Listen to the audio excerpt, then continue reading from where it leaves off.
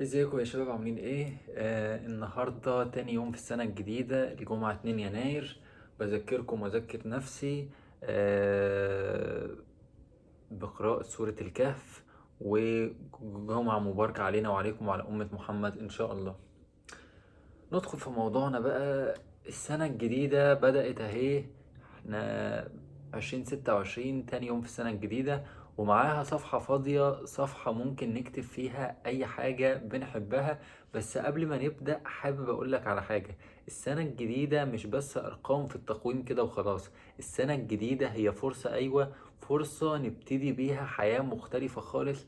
مش بس نعد أيام ونقول سنة سعيدة، لا دي فرصة نعيش كل يوم فيها واعيين ونعيشها صح كمان. النهاردة هنتكلم يا شباب عن فكرة بسيطة بس قوية جدا. يوم بدون 30 يوم بدون استهانة بالذنوب، شهر كامل.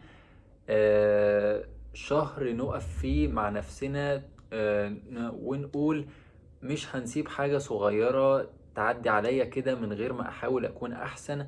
ممكن تقولوا إيه يا عم الذنوب الصغيرة دي؟ بس الذنوب الصغيرة دي لما بتتجمع بتخلي حياتنا كلها تبقى تقيلة علينا.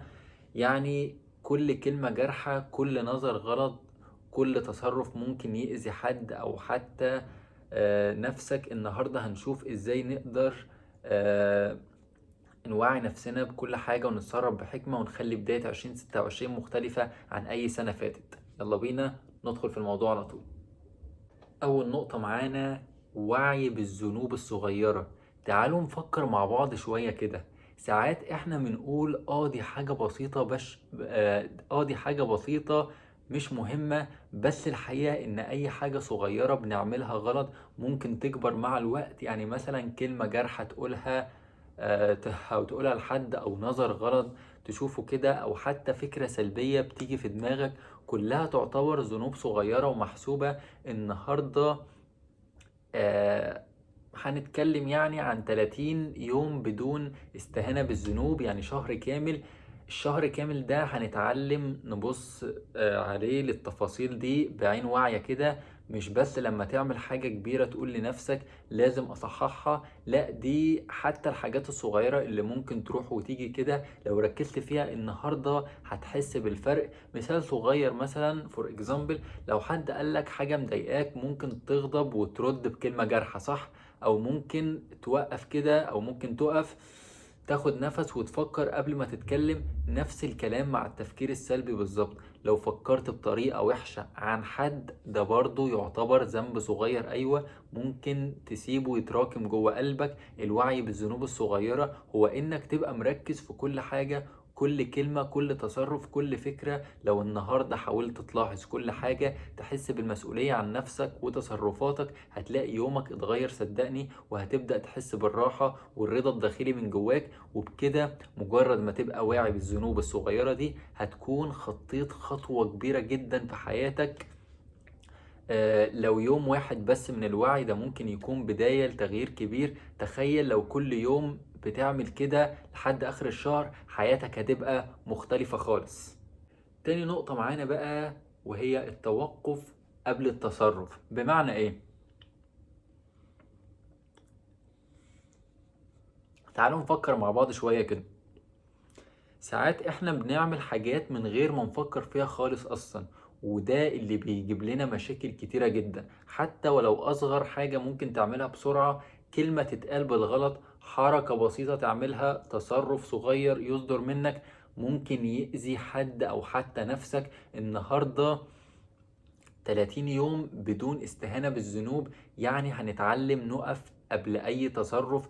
قبل ما تعمل أي حاجة حتى ولو حاجة بسيطة، خد لحظة تقف كده، خد فيها نفس عميق، اسأل نفسك هل ده هيخلي نفسي مرتاحة ولا هيتعبني؟ هل ده هيأذي حد حواليا؟ هل ده هيخلي حد مبسوط مني ولا زعلان؟ لما تقف كده حتى لو ثانيتين بس، دماغك بتشتغل صح، بتحس بالمسؤولية، وده بيخلي قراراتك أحسن بكتير. تصرف واحد واعي ممكن يفرق في يومك كله. مثال بسيط، لو اتعصبت على حد قبل ما تكلمه، خد نفس كده، فكر شوية، ممكن تتجنب كلمة جارحة وتصلح الموقف بدل ما تزوده سوء. او لو ناوي تعمل حاجة لنفسك فكر فيها كده، هل ده هيفيدك فعلا ولا هيضرك بعدين؟ انك تقف قبل اي خطوة ده مش بس بيخليك تتصرف صح، ده كمان بيخلي قلبك يكون اخف، عقلك اهدى، وحياتك تمشي بطريقة اسهل. يعني باختصار كده، النهاردة حاول كل مرة تقف قبل اي تصرف حتى لو ثانية واحدة، وهتشوف الفرق الكبير في يومك وفي نفسك. تالت نقطة معانا النية الصافية. تعالوا نفكر مع بعض كده، احنا ساعات بنعمل حاجات صح ايوه، بس مش عشان نفسنا، عشان نوري الناس او نثبت ليهم اننا كويسين. خلينا صادقين مع نفسنا، صح احنا بنعمل كده، ويعني معظمنا بيعمل كده مش كله، وده بيخلي كل حاجة بنعملها تفقد معناها. تمام.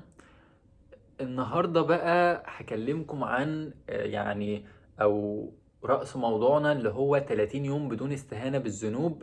هنتعلم نعمل كل حاجة بنية صافية، يعني لما تعمل حاجة صح اعملها علشان نفسك تتحسن قدام ربنا، علشان تحس بالراحة جواك، مش علشان حد، مش عشان حد يشوفك ويشكرك او تقول انا تمام كده زي الفل. هديلك فور اكزامبل، مثال بسيط. لو ساعدت حد محتاج يا سيدي، لو ساعدت حد محتاج، ركز، لو ساعدته علشان الناس يشوفوك ويتكلموا عنك، المساعدة دي مش هتحسسك بالفرحة الحقيقية جواك، لكن لو ساعدته من قلبك وبنية صافية هتحس صدقني بالرضا والراحة كده جواك، والراحة النفسية. وده أحلى وأجمل شعور ممكن تحس بيه. النية الصافية دي صدقني كمان بتخلي تصرفاتك قدام ربنا تكون أصيلة كده وليها معنى. أي حاجة بتعملها مهما كانت صغيرة، لما تكون النية صافية كده قدام ربنا، كل حاجة حواليك صدقني هتتغير، هتلاقي نفسك أكتر هدوء، أكتر رضا، وأكتر قوة في مواجهة أي موقف في حياتك. يعني من النهاردة قبل ما تعمل أي حاجة صح اسأل نفسك أنا بعملها ليه أصلا. لو الجواب صافي يبقى تمام وزي الفل، لو الجواب ما كانش صافي خد لحظة كده، خد لحظة هدوء، عدل نيتك واعملها علشان نفسك انت، وهتشوف فرق كبير في حياتك وفي احساسك بالراحة. رابع نقطة معانا التصحيح والاعتذار. بمعنى كلنا بنغلط صح، احنا مش معصومين من الخطأ، كل ابن ادم خطاء وخير خطاؤون التوابون، ماشي، كلنا بنغلط طبيعي جدا. لكن اللي بيعمل الفرق كده والفيصل هو ازاي نتعامل مع الغلط ده. ساعات بنسيب الغلط يتراكم علينا او بنأجل الاعتذار لحد ما بننسى الموضوع، وده بيخلي قلبنا تقيل ونفسيتنا مش مرتاحة. النهاردة زي ما قلت لكم 30 يوم بدون استهانة بالذنوب، يعني الشهر كامل هنتعلم نصحح غلطنا فورا كده. اول ما تعرف انك غلطت حتى لو الغلط ده كان صغير اعتذر فورا، مش بعد اسبوع بقى ولا اتنين ولا كده، ولا لما تفتكر الموضوع، لأ، من النهاردة. الاعتذار مش ضعف صدقني، ده قوة. الاعتذار حتى لو بسيط، كلمة آسف أو معلش بيتخفف من الذنوب اللي عملناها وبيخلي قلبنا أخف، وكمان اللي حوالينا بيحسوا بالاحترام والتقدير تجاهنا، وده بيقوي علاقتنا مع الناس ومع ربنا، مع ربنا قبل الناس طبعا. مثال فور اكزامبل، لو اتكلمت كلمة جارحة مثلا مع صديق ليك او زعلت حد من غير قصد، يعني من غير ما تقصد، قول اسف فورا، هتحس بالفرق جواك كده على طول صدقني. مش بس هتصلح الموقف، ده كمان هيريح قلبك وهيخليك مرتاح من جوه. المهم ان الموضوع كله عن سرعة التصحيح، كل ثانية كده بتتأخر فيها عن الاعتذار كل ثانية بتتراكم فيها الذنوب أكتر وأكتر، وبتزود التوتر عليك. النهاردة حاول تصح الحاجة دي فورا، هتحس بالراحة والسكينة وهتلاقي يومك أخف بكتير. خامس وآخر حاجة معانا ختام اليوم بفخر. النهاردة عملت يوم كامل وانت واعي بكل حاجة فيه، يوم ما استهونتش بالذنوب، يوم ركزت فيه في كل تصرف وكل كلمة وكل فكرة. لما تخلص اليوم ده هتحس بحاجة حلوة جدا جدا، هتحس انك عملت حاجة لنفسك انت، حاجة آه يعني حاجة اتعودت عليها انها تحسسك بالقيمة. مش حد قالك حاجة ولا اي حد شافك، لكن جواك كده انت من جواك هتحس بالرضا والسكينة الداخلية. ده شعور جامد جدا، شعور انك اخيرا بتتحكم في حياتك وتصرفاتك، مش حياتك هي اللي بتتحكم فيك. والمميز كمان لو عملت ده يوم ورا يوم، يوم بعد يوم، هتلاقي نفسك اتغيرت ان شاء الله. هتلاقي 2026 بدأت فعلا تكون مختلفة عن اي سنة فاتت وعدت عليك. مش مجرد سنة جديدة على التقويم كده زي ما بنشوفها، لا دي سنة انت بدأتها صح فعلا، سنة انت فيها اقوى، وعي اكتر، وقلبك اخف. يعني من الاخر ختام اليوم بفخر مش بس شعور حلو وخلاص، ده بداية العادات الصحية وجو حلو كده جواك. وده اللي يخلي حياتك كلها تمشي بطريقة افضل واحسن واجمل. خليك دايما فخور بالنهاردة حتى لو كان بسيط جدا، لانه النهاردة اللي هيحدد افضليتك بكرة. وفي النهاية يا شباب، بعد ما هتخلص 30 يوم لحد آخر الشهر، 30 يوم كامل من الوعي بالذنوب من غير ما تستهون بيها، هتحس بحاجة غريبة كده، حاجة حلوة جدا جواك. هتحس انك ماشي في الطريق الصح، وان كل كلمة وكل تصرف وكل فكرة كنت واعي بيها ساعدتك تبقى شخص افضل واجمل. النهاردة مش بس يوم عادي، النهاردة يوم مثلا النهاردة علمك تتحكم في نفسك، يوم خلاك كده فخور بنفسك حتى على أبسط الحاجات. كل مرة تعملها يوم ورا يوم هتلاقي نفسك اتغيرت، قلبك أخف، دماغك أهدى، وحياتك بقت أسهل وأجمل إن شاء الله. ومش بس كده، كل يوم هتعيشه بنية صافية، وتقف كده قبل أي تصرف زي ما قلنا، وتصحح أي غلط. هتحس إنك بتكتب قصة حياتك بطريقة مختلفة جدا، قصة فيها وعي، فيها مسؤولية، فيها فخر، فيها راحة بال حقيقية. فتخيل معايا كده لو سنة 2026 كلها أيامك كده سنة كلها وعي، سنة كلها رضا. مش بس هتفرق معاك، ده كمان هيفرق مع اللي حواليك. هتحس بالسلام الداخلي اللي كلنا بندور عليه. لو حسيت ان الكلام ده أثر فيك فعلا، لو حابب تبدأ السنة الجديدة بطريقة مختلفة، اعمل لايك وما تنساش تشترك في القناة لو لسه ما اشتركتش.